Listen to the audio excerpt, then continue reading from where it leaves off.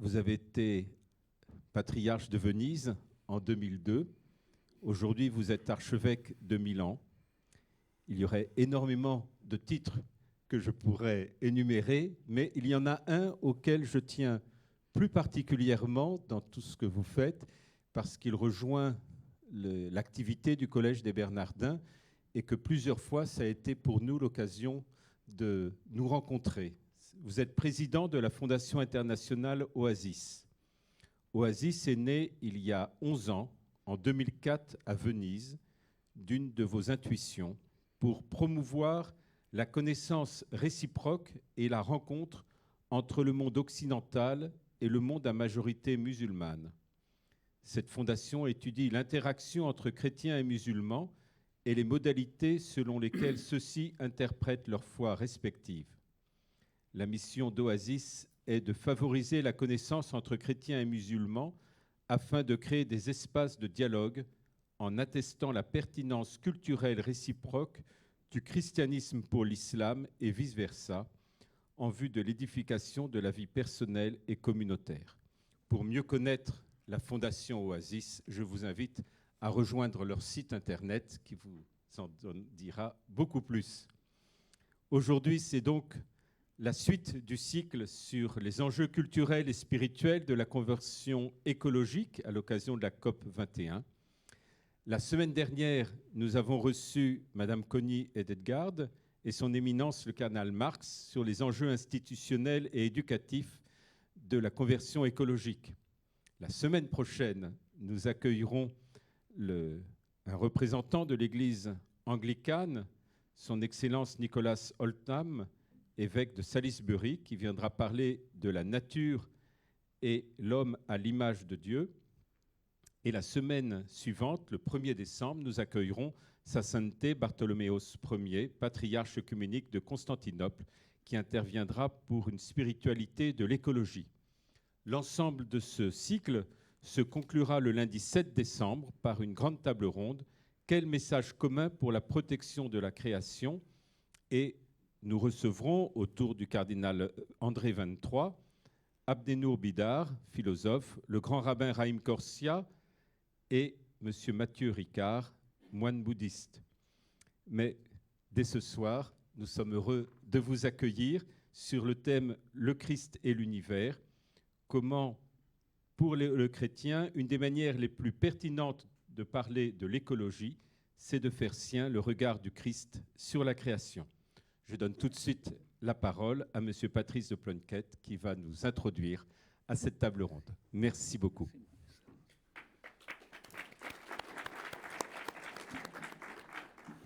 Bonsoir.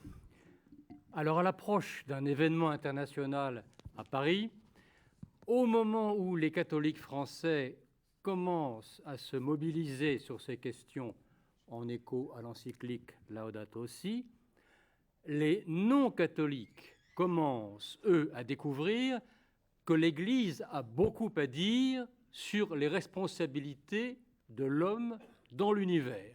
Et nous sommes donc très heureux, Monseigneur, de vous entendre ce soir sur cette question. À vous la parole. Merci beaucoup. Avant tout, je veux redire ma solidarité au tout le peuple français, aux victimes, aux familiers.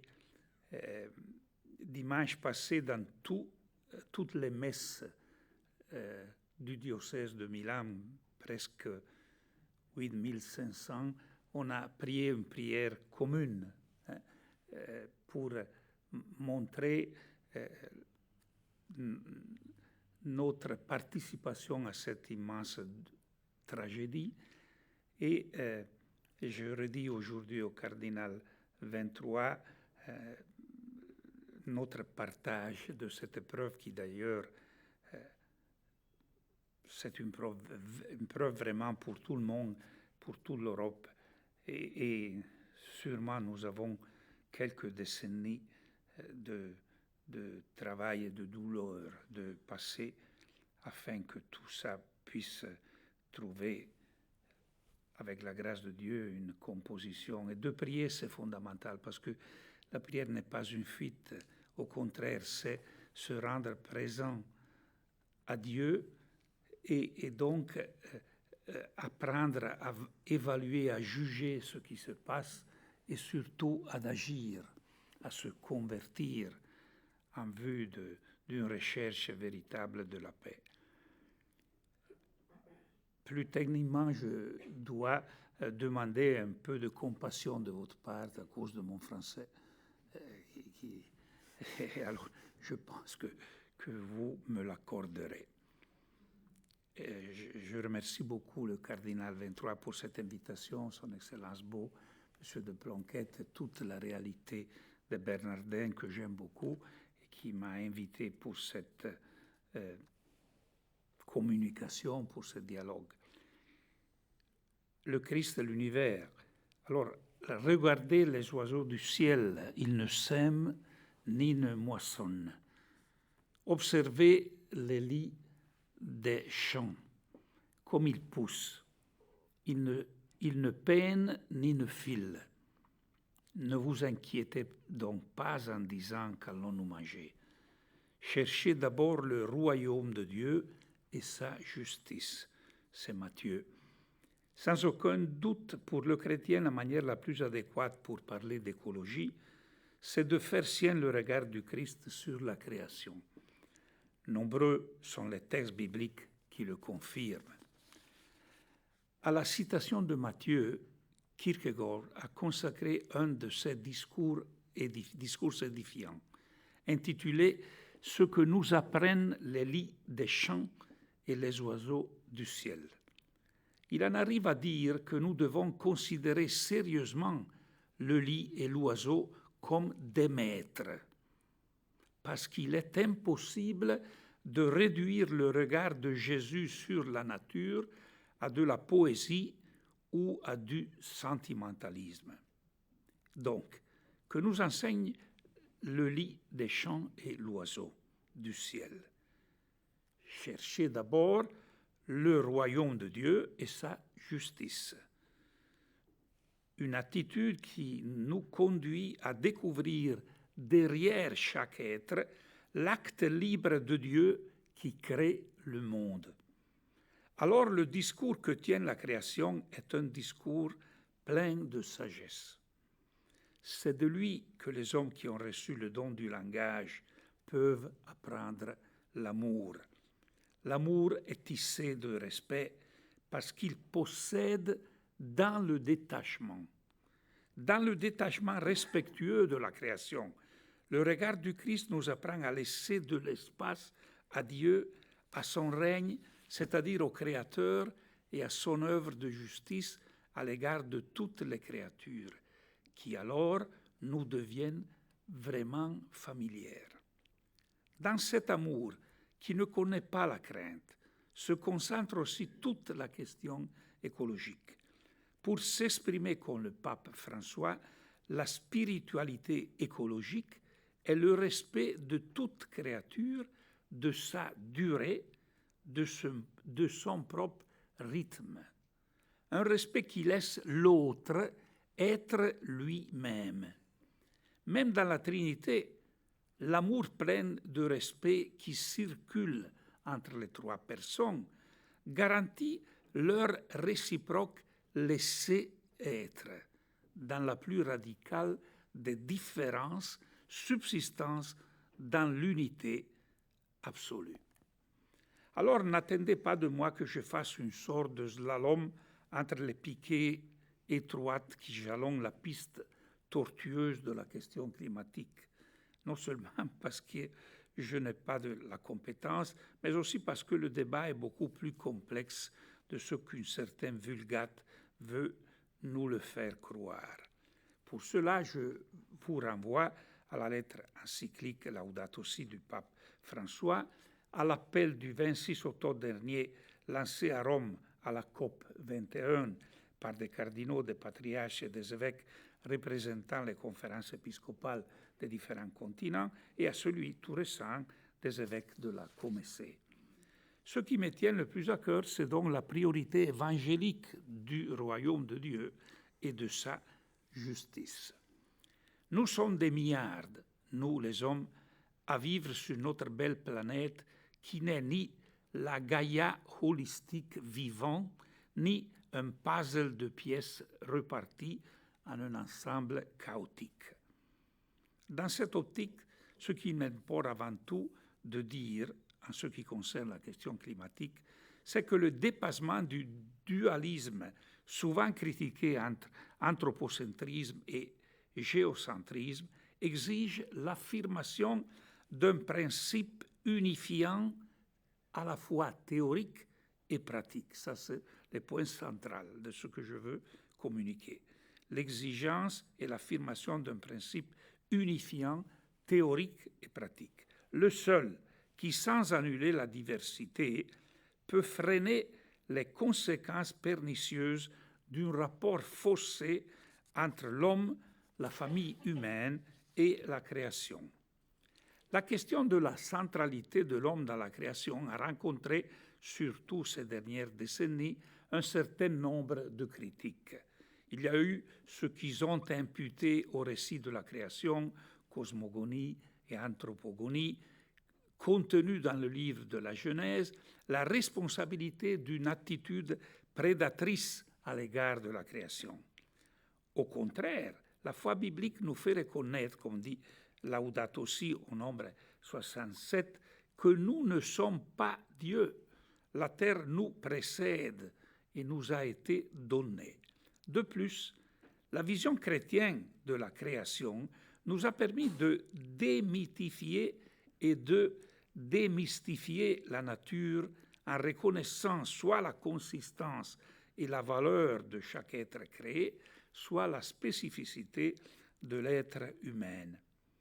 Certainement, l'action destructrice de la planète, réduite à être une sorte de mine à exploiter jusqu'au bout de ses possibilités, n'a pas trouvé les chrétiens, comme les autres hommes d'ailleurs, assez vigilants et attentifs. Ils ont souvent contredit l'invitation du Créateur à sauvegarder avec soin et sagesse la création, que ce soit dans le domaine de la cultivation, cultura, on dit en italien, de la culture et du cultuel. Il n'est pas un hasard si les trois termes ont la même racine.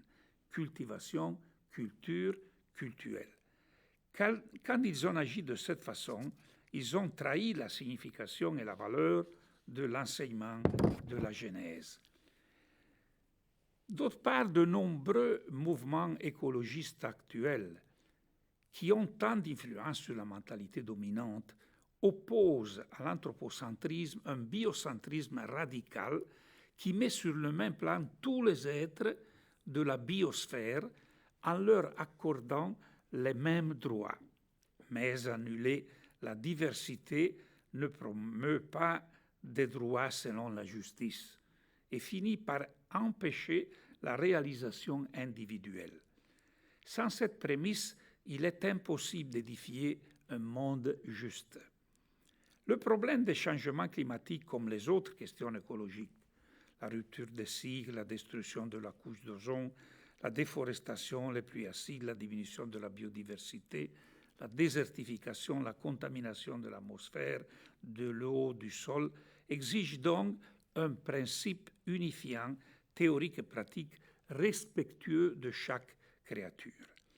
Pour le déterminer, les mystères de la foi chrétienne nous aident beaucoup, et pas seulement la foi au Dieu créateur, mais également et de façon plus définitive la foi au Christ mort et ressuscité, juge des vivants et des morts, qui récapitule toute la création.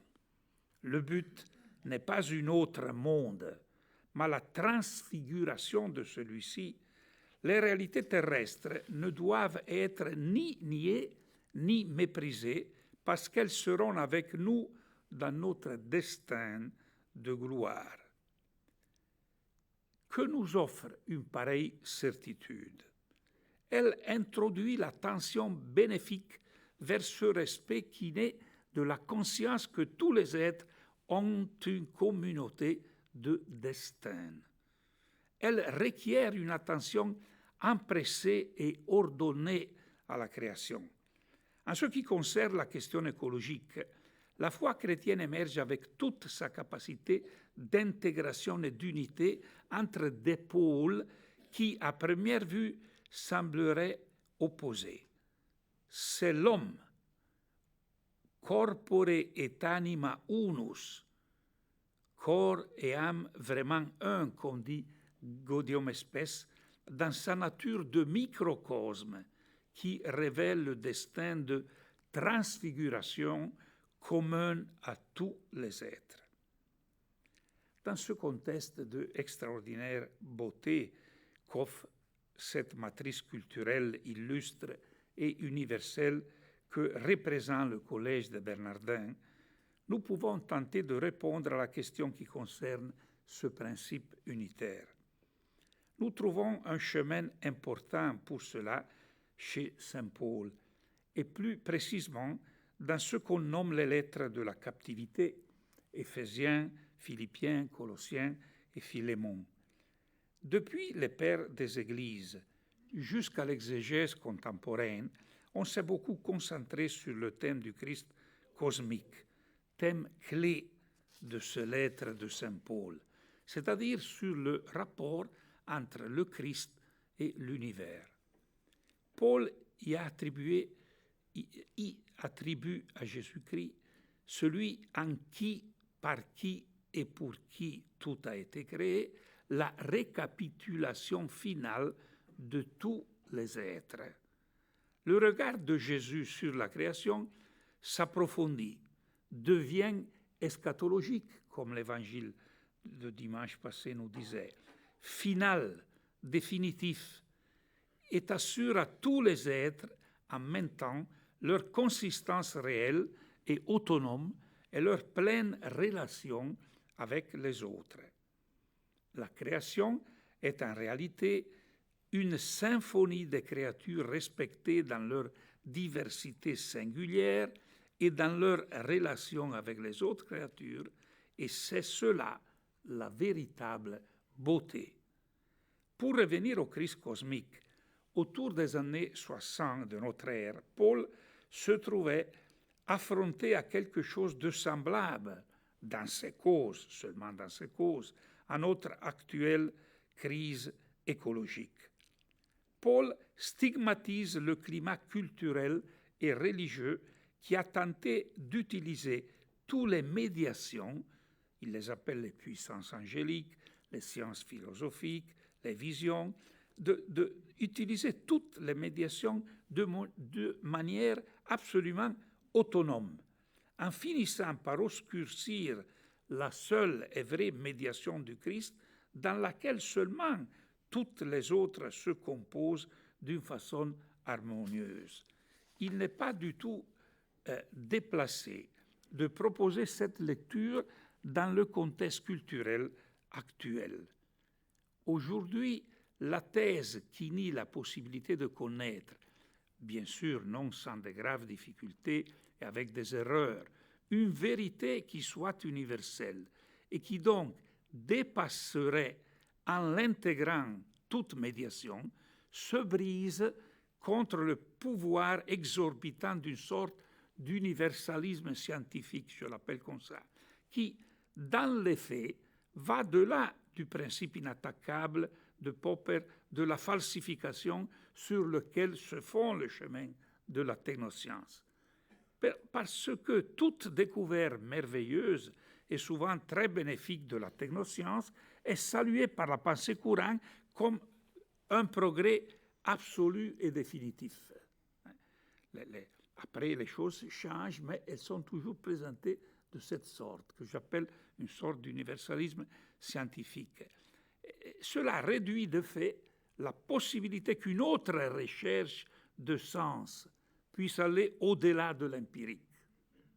Les biotechnologies et bien plus encore bientôt les neurosciences ne présentent-elles pas un risque dans cette direction si on n'arrive pas à s'apercevoir de leurs limites et pas seulement de leur géniale importance?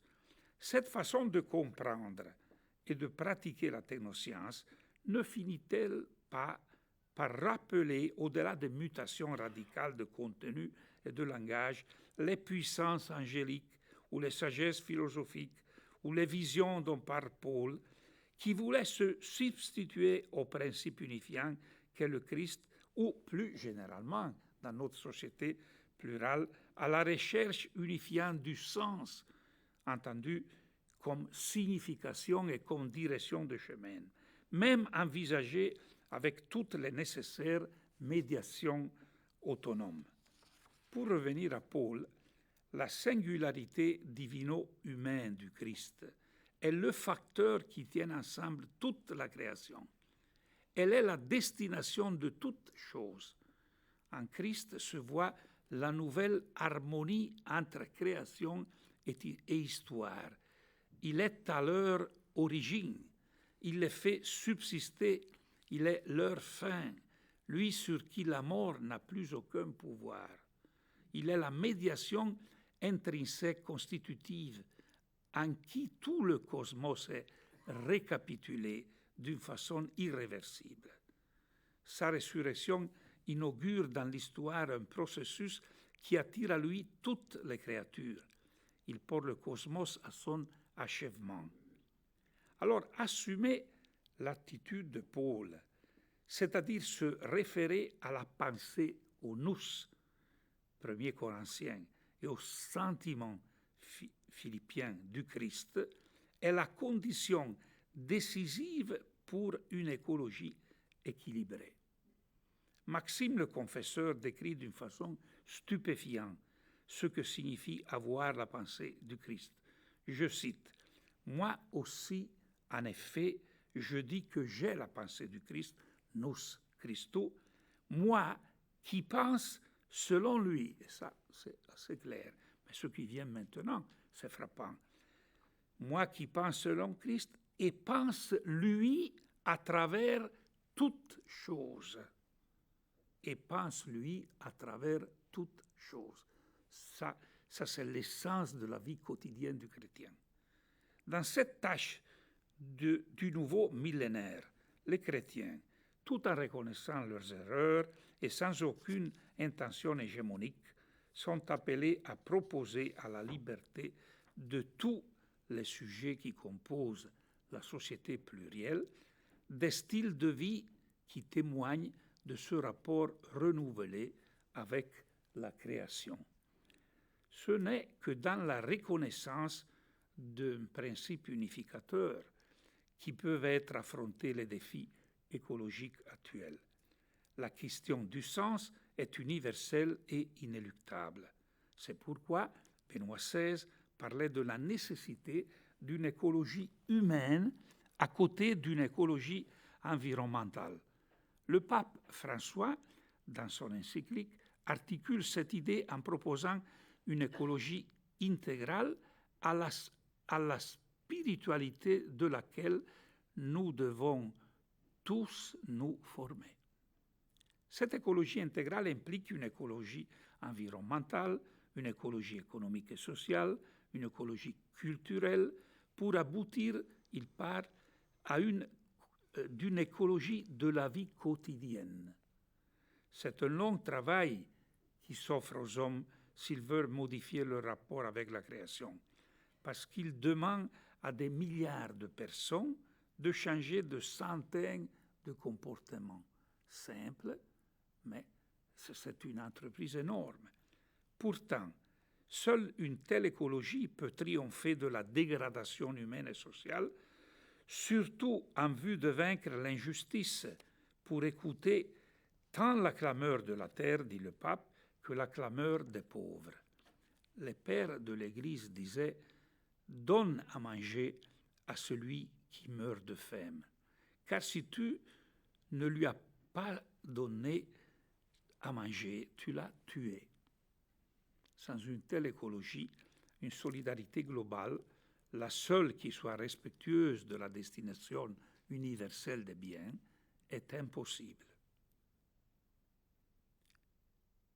Ô beauté, au monde ivre d'amour éternel, de vie éternelle. Ce sont les mots ajoutés par Mahler au texte du dernier mouvement du Chant de la Terre. Beauté, monde, ivresse, éternité. La création dans toutes ces manifestations révèle une soif inépuisable d'éternité. En chaque être, il y a quelque chose d'éternel. Le grand musicien, déjà marqué profondément en ces années par la mort, mais toujours, comme il dit, avide de vivre, reconnaît, il dit, que l'habitude de vivre est plus douce que jamais, quelques mois avant sa mort.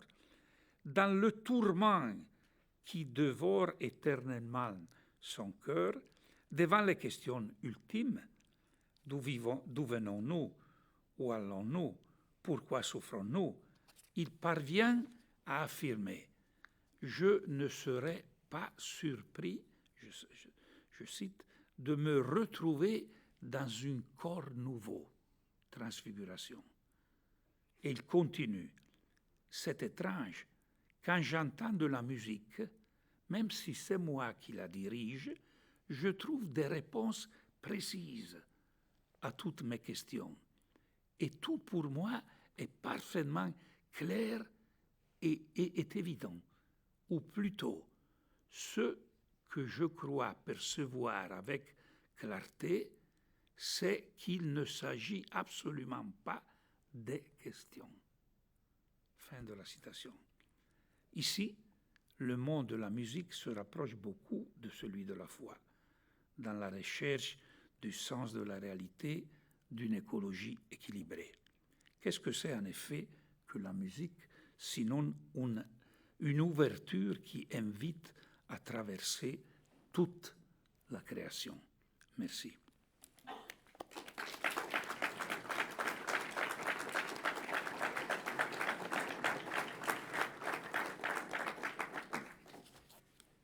Monseigneur, merci. En vous entendant, en vous écoutant, on est frappé par l'ampleur de la conversion écologique à laquelle, d'ailleurs, tous les papes depuis Jean-Paul II nous appellent. Conversion, le mot n'est pas trop fort, puisqu'il s'agit de se convertir à l'écologie pour convertir l'écologie, qui, comme vous l'avez très bien souligné, en a beaucoup besoin. Mais d'un autre côté, vous avez aussi laissé entendre que nous autres chrétiens, nous avons peut-être un certain examen de conscience à faire pour notre manque de vigilance, comme vous l'avez dit, dans ces domaines.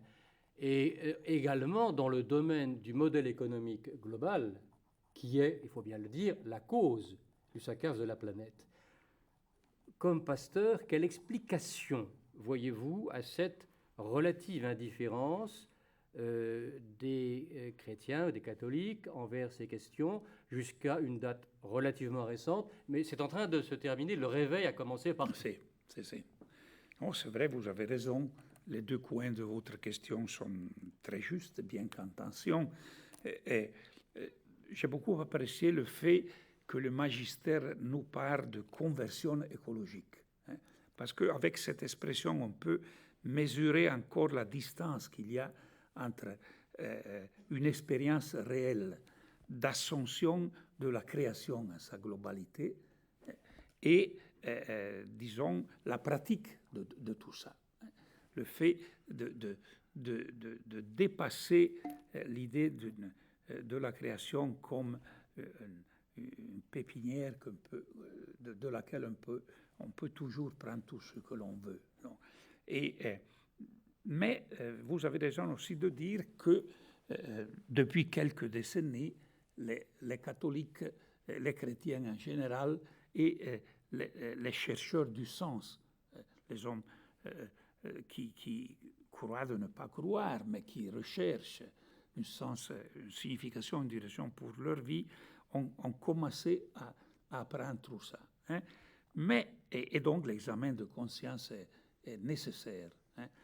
Mais, disons, non, je veux dire encore un mot sur le fait du modèle économique global qui m'introduit à cette notion d'écologie intégrale que le pape, dans la Laudato Si, a déclinée avec une série de passages.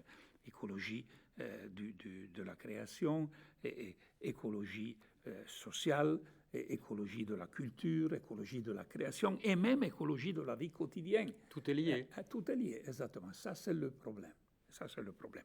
Alors, il est vrai que le modèle économique global est à la racine de cette situation et il n'est pas suffisant d'appliquer seulement certaines modifications de caractère technologique et technocratique pour renverser la question. Mais cela nous amène au problème fondamental que j'appelais de la nécessité de retrouver dans sa vie un principe unitaire, unifiant, à la fois théorique et pratique, c'est-à-dire c'est quelque chose qui se vit, non?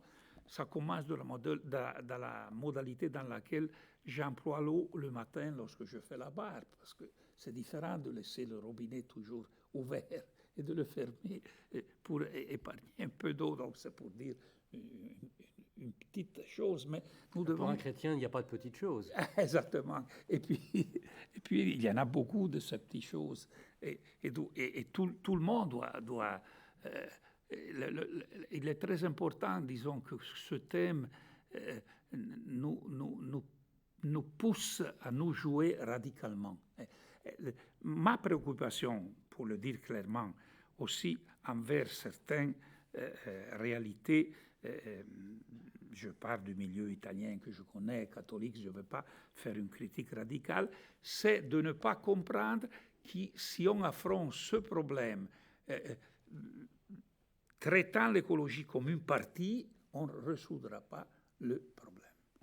C'est ça. Donc, je comprends très bien que parler de principe, c'est une catégorie un peu trop théorique, abstraite, mais il s'agit d'expérience, enfin. Hein? Il s'agit d'une expérience qui est capable d'articuler en unité tout ce que nous vivons dans le quotidien. Donc l'écologie a à faire avec la vie en famille, a à faire à la modalité dans laquelle on travaille, a à faire à la modalité dans laquelle on vit la douleur, on vit la tragédie, on vit les moments joyeux, on vit la fête, etc. C'est vraiment quelque chose qui touche tout, mais donc il faut avoir un sens unifiant pour vivre ça.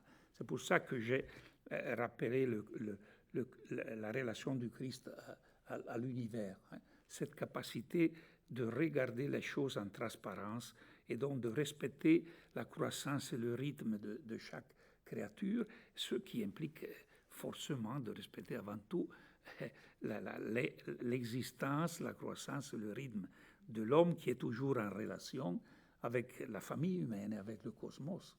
Oui, bien sûr. Dans l'encyclique Laudato Si, le pape dit d'ailleurs que notre changement de façon de vivre est le seul moyen, à condition qu'elle se diffuse, qu'elle se répande, qu'elle finisse par atteindre un certain volume critique, le seul moyen d'obliger ceux qu'il appelle les dirigeants de la politique et de l'économie à prendre enfin les décisions que l'on attend depuis plusieurs dizaines d'années.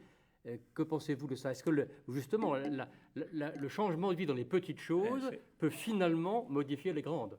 C'est sûr, c'est l'unique voie. Ça a été toujours comme ça dans l'histoire. Les choses changent à partir de la base. On le voit dans l'Église. Si nos églises européennes sont très fatiguées aujourd'hui, c'est qu'on fait trop de projets, trop de programmes, on donne trop de services. Tout cela est juste, il le faut, mais si on vit pas un mouvement qui, à partir de la base, retrouve la beauté et la joie de suivre le Christ en établissant des rapports véritablement fraternels entre nous, les chrétiens, et avec tous les hommes, dans une ouverture totale, en partant de la préférence donnée aux pauvres. Comme nous sommes fatigués à ce sujet, il est évident que l'Église fatigue à changer. j'ai parlé des milliards de personnes qui doivent changer des centaines de comportements. Seulement si cela se met en mouvement, et ça peut arriver seulement par disons, la relation, le rapport entre les personnes, entre les gens, il est difficile que dans nous puisse arriver un changement. Il est très difficile parce que la politique au sens profond et l'art du mot, mais aussi au sens institutionnel du mot, est le gouvernement, pas la gestion de la vie sociale. C'est ça le grand équivoque aujourd'hui, qui se fond sur le domaine de la technocratie. Notre politique se fait à cause de la relation délicate entre finance et production, se fait par des voies technocratiques. Alors on pense qu'il suffit d'avoir des technocrates qui font un projet pour résoudre le problème. Non. Le problème implique toujours que moi, je me joue directement avec la réalité, que mon expérience quotidienne de moi-même et de mes relations puisse produire ce changement que nous, les chrétiens, appelons conversion, qui peut réellement changer la base de la soi-disant société civile. Oui, sans remettre aux technologies pour résoudre la crise écologique, n'est pas une attitude adéquate. Exactement. Elle n'est pas du tout suffisante. Hein. Et alors, ça implique que nous, les Européens, on se prend en main comme peuple, comme capacité de relation entre nous, hein, qui soit relation fondée sur le sens. Et pour nous, le sens, c'est le Christ. Donc, on doit expliciter tout ça selon une logique de témoignage qui n'est pas proposable simplement comme le bon exemple. Ça, c'est la base. Mais elle est aussi une modalité de connaissance adéquate de la réalité, le témoignage. Et donc, il devient une modalité de communication de la vérité. On doit retrouver la densité de cette expérience à l'intérieur de nos paroisses, des mouvements, des groupes, des initiatives, de tout l'héritage. Je parle des chrétiens dans ce cas, mais aussi faisant les distinctions nécessaires, aussi avec tous les personnes qui habitent cette société qui est devenue plurale et donc dans laquelle on doit quand même vivre ensemble. Pensez-vous que justement les paroisses soient suffisamment mobilisées sur ces questions? En Italie, je crois qu'il y a un peu de progrès, d'avance par rapport à la situation française, je sais pas, qui est un peu commençante dans ce domaine. Si, en réalité, dans ces dernières 10 années en Italie, beaucoup de choses sont nées à ce sujet. Ce que je craignais... Vous avez un dimanche de l'environnement, un dimanche diocésain de l'environnement depuis longtemps. Depuis 15 ans, quelque chose comme ça. La fête de la création. Voilà, bien sûr. Mais il y a aussi beaucoup de groupes d'héritage. Ce que je craigne un peu, mais ce n'est pas à cause du sujet écologie, ça vaut pour tout, c'est justement cette fragmentation. C'est-à-dire, il y a dans la paroisse le groupe qui s'occupe de l'écologie et tout le reste ne compte pas. Hein? Et il y a le groupe qui fait la catéchèse et tout le reste ne compte pas. Alors vous avez dit tout à l'heure que l'écologie et la justice sont deux notions tout à fait liées, contrairement à ce que croient beaucoup de gens. Exactement. Et ça, c'est la grande nouveauté du pape, de l'encyclique. Parce qu'il a réussi à placer dans l'optique pour nous chrétiens de la création et de la rédemption le thème, et de là, il a dégagé pour tout le monde la possibilité de voir véritablement la réalité écologique et pas seulement dans une perspective unitaire qui est la seule. Parce que pour repartir tous les matins depuis l'étrange parenthèse du sommeil, je ne peux pas trouver l'énergie dans un problème ou dans une question. C'est pour ça que j'ai cité Mahler. Je peux la retrouver seulement dans des relations, dans des rapports intime à partir de la famille et puis qui s'élargit à tout le monde, qui me donne le sens du chemin, qui me donne le désir de cheminer, qui m'appassionnent. Alors, parfois, je ne veux pas critiquer, évidemment, parce que parfois, lorsque je vais en paroisse, je vois toujours une fatigue. Alors, lorsqu'on se laisse dominer par là, on devient un peu ennuyeux. Alors, les gens n'ont pas envie d'aller dans des lieux qui nous ennuient. Donc, peut-être aussi, là où il y a du retard dans la prise de conscience chez les paroissiens des questions de responsabilité de l'environnement, etc., c'est peut-être dû au fait que la diversité, la richesse, l'ampleur de la pensée de l'Église, le fait qu'elle s'applique à tous les domaines et qu'elle pense que tout est lié, n'est pas encore suffisamment perçue. Il y a peut-être un certain nombre de gens restent sur une conception spiritualiste qui finalement n'est peut-être pas complètement, ne correspond pas complètement à l'incarnation. C'est parfait. Je vous remercie beaucoup parce que depuis une trentaine d'années, j'attaque le spiritualisme. Parce que nous, les catholiques, c'est les plus grands matérialistes qui existent. Voilà. Ça, c'est évident, c'est clair, tout le monde le reconnaît ici. Parce que nous sommes fils d'un Dieu qui s'est incarné, qui s'est joué avec l'histoire, qui a fait notre expérience sauve le péché, mais il a accepté d'être traité comme péché pour faire l'expérience directe de ce que c'est, de combien il est terrible le péché, quel genre d'éloignement il pose entre Dieu et l'homme. Et alors, nous sommes les fils de l'Esprit Saint, qui est l'Esprit de Jésus incarné, qui a pâti, qui est mort pour nous et qui est ressuscité. Nous sommes bien enracinés dans la création et dans la réalité. Et ça, on doit le témoigner. À partir, par exemple, la grande thèse sur laquelle l'encyclique insiste un peu, mais qui est une grande thèse de l'enseignement catholique depuis le début, de la destination universelle des biens. La justice. La justice.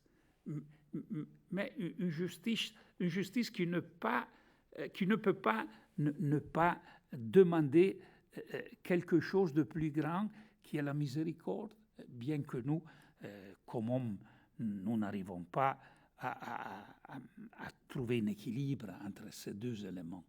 Nous avons la certitude qu'en Dieu, miséricorde et justice coïncident, et ça nous donne comme une voie de chemin, parce que sur cette terre, chez nous, il est très difficile, il est ultimement, dernièrement impossible de faire toucher les deux choses. Mais en tout cas, disons que si nous entrons dans ce sillage de la destination universelle des biens, qu'est-ce que signifie?